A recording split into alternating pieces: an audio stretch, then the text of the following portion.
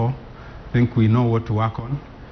We have seen how they play in this tournament. They haven't really impressed me, if I'm being honest.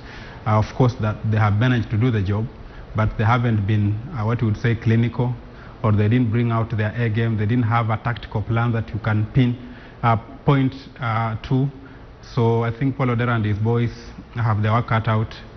They have to come up with the best possible plan, especially having been involved in that very exciting match against Algeria. I think Namibia are really beatable into the finals.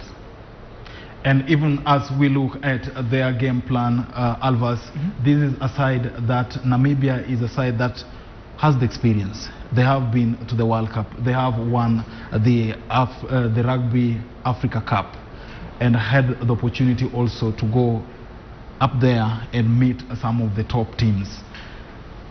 Meeting Kenya is going to be, yes, a challenge for them, but remember last year in December, they beat Kenya 60-24 in Stellenbosch, South Africa.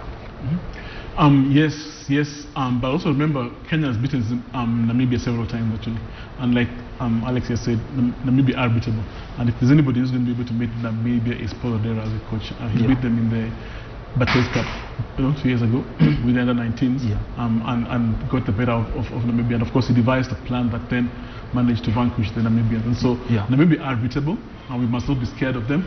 We are experienced as they are experienced.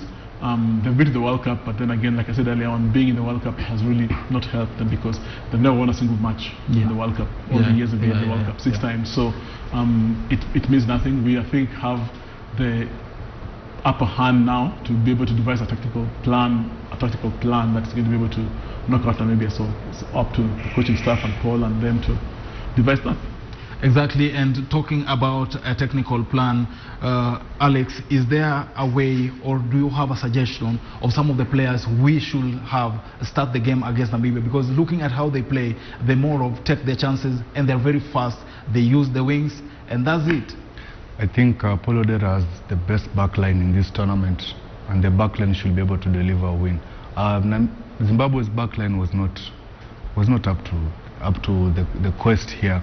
And largely their game was actually controlled by their forwards. And unlike Kenya uses both the back line and both the forwards as well. So for us, it's going to be a work cut out, because our back line are up to it, unlike Zimbabwe. Exactly. And talking about Zimbabwe, Omoto, looking at how defensively they were poor, should this one be rated as a good opponent for the final qualification, or they should just get to the final and play a great game against Kenya? Well, I think the Namibians have been here before, so they know what to expect, they know how to play. I don't think they'll be faced by the opponent. I think having played Zimbabwe, who came into this on great form, by the way. I think they were the form team coming into this tournament, and having beaten them, even though they were not at their best, I think that gives them confidence that they can win against anyone, because of course they've been in the last 6 World Cups, and they will fancy themselves to be in the 7th. However, they are playing against a very good Kenyan side. So I think the Namibians really have confidence that they can go all the way and qualify for another World Cup. And then talking about the officiating, Alex, you have really talked about the officiating. How pleased are you with the 2 semi-finals we've watched concerning the decisions made by the referees, and even after having a TMO review? I'm not so much pleased by the referees' decisions, considering the amount of risk that were involved in this game. This is a high contact sport, and there were a couple of high tackles. Maybe I would have called them out, but at the end of the day, the referee's mistake is final. You're saying the referee's mistake is final, not the referee's decision is final. That was a huge one. But Albert, just looking at now moving forward, we are hoping that Team Kenya can have the job done.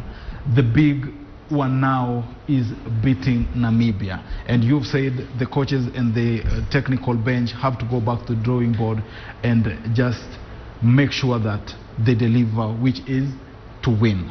Strategically looking at Team Kenya, how strong are we, considering the 2 sides we've met are not sides that you can say are highly rated or ranked in well, the world. The Ugandans think they're highly rated.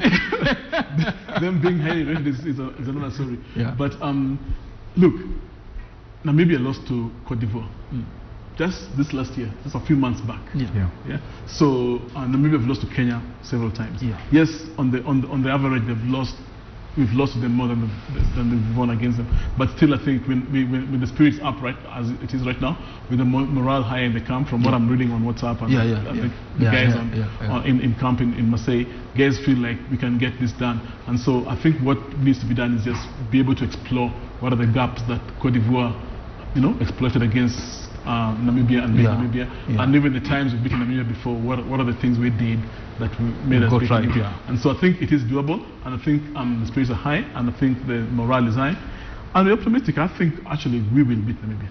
Yes.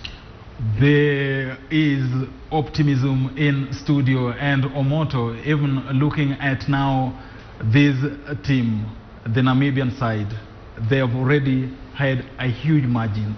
Having 36 points is no mean feat. But looking at Kenya's struggle and also how they held until the very last minute, it tells you that however much you can be a huge team, you must be mentally prepared for anything.